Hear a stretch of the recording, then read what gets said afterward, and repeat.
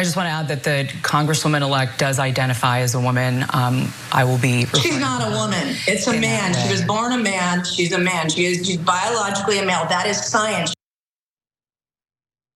That was Republican Congresswoman Nancy Mace, who has been going on transphobic tirades against a woman who just got elected, Congresswoman-elect Sarah McBride.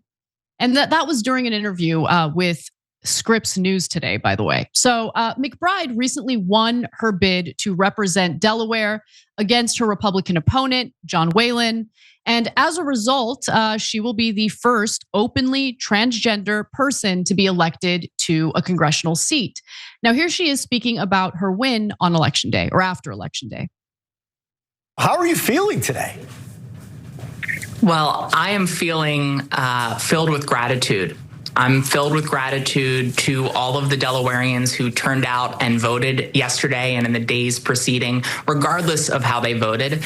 And I'm feeling grateful to have this opportunity to serve the state I love in the United States House of Representatives. I think this win is a testament to Delawareans that here in our state of neighbors, we are judging candidates based on their ideas and not their identities. On a personal level, what does this mean to you?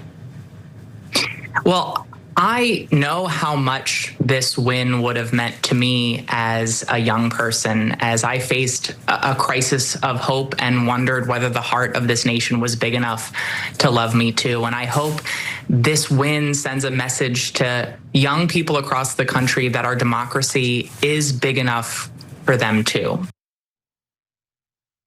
So Nancy Mace decided to exploit McBride's identity to carry out some of the grossest political stunts I've seen in recent days. Okay, so she introduced a resolution to prevent trans women from using the women's restroom on Capitol grounds. Can we just bring up that interview again as B-roll? Because I just want you guys to look at Congresswoman-elect McBride and tell me how it makes sense for her to go into the men's restroom when she needs to go to the restroom. How does that make any sense? And why are we talking about this still? Maybe if you're male and you don't know what the women's bathroom is like, we don't have urinals there. Okay, no one's whipping out anything when we're in stalls. What is the problem? What is the problem with letting people use the restroom they identify with? This issue just boggles my mind, John. Because look, I think there are some issues, and I've talked about it on the show, much to my own detriment, because people will paint you as a transphobe when you're I don't know, maybe there's some issues where the rights of women conflicts with the rights of transgender people. How can we balance both where both people are feeling heard, right? But this isn't one of those issues. I don't think any woman is genuinely concerned that there's going to be a problem with a transgender woman using the restroom they identify with. But what do you think, John? Well, I think any reasonable person would also be utterly bewildered by Nancy Mace's grotesque, opportunistic, performative obsession with this. That's true. But anybody who's been paying attention to American politics understands exactly why she's doing this. Now, it might be that her brain is exactly as broken as she's implying that it is, that she actually is freaking out about the possibility of Sarah McBride being in a bathroom or whatever. I'm going to extend an olive branch to Nancy Mace and say, I don't believe that she's as pathetic as she's implying she is. I think she's just as dishonest as she is being right now. She is going to do this, and you'll get into the numbers of how many times she's posted about this. She's posted more about this than I have tweeted in 6 months, because what possible ramifications will there be for her in a negative sense? Her profile is being raised every hour that she focuses on this. There are people on the right that love this, that want trans people to be demonized, not just on the extremes of the issue, but on literally anything, the smallest possible thing. And she's getting something out of this. She's getting interviews and she's getting donor money. Maybe she'll get a book deal. She'll be brought on Fox News. It's performative vice signaling with a profit motive. It's so gross. And think about how awful this is. She's targeting a very specific person who's going to have to work alongside her in Congress. Okay, like it's just so wrong and so gross and so dehumanizing. So the resolution that Mace called for would ban members, officers, and employees of the US House from using single-sex facilities other than those corresponding to their biological sex. Mace said that the resolution, which she wants incorporated into the House rules package for the next Congress, is absolutely in response to McBride's imminent arrival. And so, yeah, let me just give you how pathetic she is in like hyper focusing on this right now. So Mace has been on the warpath on this ever since Monday of this week. And according to Ron Flipkowski yesterday, Thirsty Nancy Mace has now made 83 posts in the last 22 hours. Less than a day, okay, less than a day. 83 posts about the women's bathroom in the Taylor Capitol. told me it's now over 200, actually. Oh my God. Oh my God. That is insane. Because, so look, this is what they are. This is why I get so frustrated with the way people talk about identity politics. What is this? What is this other than a hyper focus on the specific identity of one person in place of any other work that you could be doing for constituents? She literally crafted legislation. She got together her aides in a meeting room and they sat down and hashed it out. And that's the first thing that she wants to get done. And bear in mind, it is specifically Sarah McBride that she's trying to target with this. But of course, Sarah McBride is not the only person that will be affected by it. There could be other representatives if we're lucky enough to not have her be the first and only ever. People who work in Congress, some of whom might not even be known to be trans, theoretically could be swept up in this. And of course, the right, when talking about trans people, seem to only acknowledge the existence of trans women like Sarah McBride. But of course, there are trans men as well, meaning that now with this new rule, you could have a trans man who looks utterly indistinguishable to anyone who sees him as a man, someone born as a man, who will now be forced to use women's bathrooms. Thanks to this. I'm sorry, that'll be fun for Nancy Mace. That's a really good point, John. And I mean, it cuts both ways, right? Because McBride being forced to use the men's room would be strange, no? Because McBride does not present as a male. So that will be very strange. Yeah, this is an issue that Republicans were harping on in like 2016, and it like did not persuade people because people know how bathrooms work, and people didn't really see this as a threat, allowing trans people to use the restrooms they identify with, which is why they kept trying to find, something associated with the transgender community that were like the edge cases that would rile people up. This isn't an edge case. This isn't like a crazy thing to be considerate about, to allow people to use the bathrooms that they identify with. And so I want to give you an update, John, because you mentioned that, the number of times that Nancy Mace has posted about this has actually increased to over 200. The exact number at this point in time, 262 times. Okay. And she's not stopping with posts on social media. She's also talking about it publicly on news shows. Let's take a look. It's a man. She was born a man. She's a man. She's biologically a male. That is science. You guys on the left and the mainstream media want to say, follow the science. Well, let's follow the science. Okay. He is a man. He can wear a dress. He can call himself, his pronouns can be she or her, but he doesn't belong in a women's restroom, period. Are you suggesting that the Representative-elect McBride poses some kind of danger to you and other women in Congress? Absolutely. Absolutely, 100%. This is an assault on women. A man being a biological man, a man with a penis, male genitalia, being in a women's locker room is an assault on women.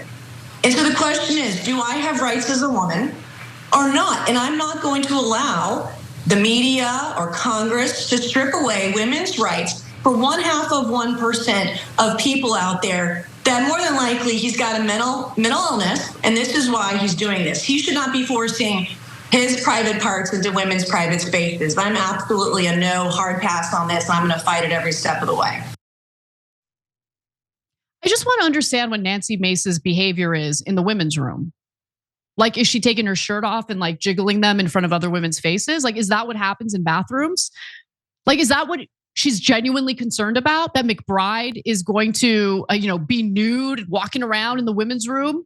Like, by the way, I mean, what she just suggested there was that the incoming Congresswoman is some sort of sexual predator. How is it okay to imply that? And like, insane.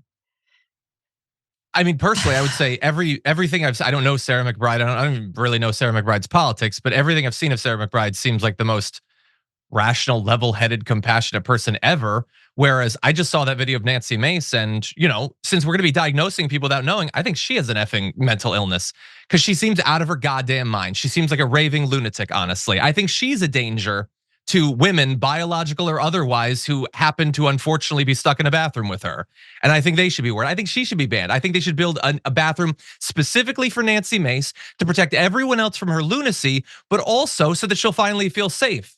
Because even just being around people who've never hurt her in any way drives her absolutely insane. Well, she does have some support from Marjorie Taylor Greene, because of course she does. She told NBC News that Mace's legislation, or what she's proposing with this resolution, does not go far enough. She also suggested that she'd get into a physical altercation with McBride if she uses the women's restroom.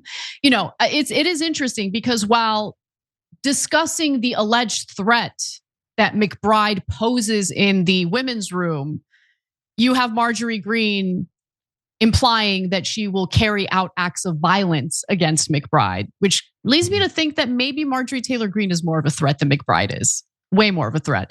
And I want to look, I can't imagine dealing with this kind of dehumanizing garbage from people I'm going to have to deal with and work with.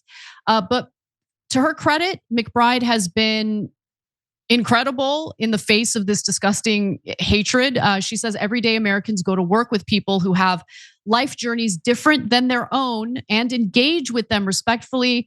I hope members of Congress can muster that same kindness.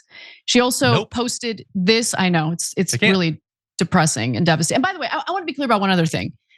Part of the reason why politicians like Nancy Mace engage in this is in order to avoid actually doing their jobs as lawmakers, as legislators, right? It's a way of getting out there, improving your name recognition, even as you're saying disgusting, dehumanizing things, right? But what is Nancy Mace doing for the people of her district? What is she doing to make their lives better?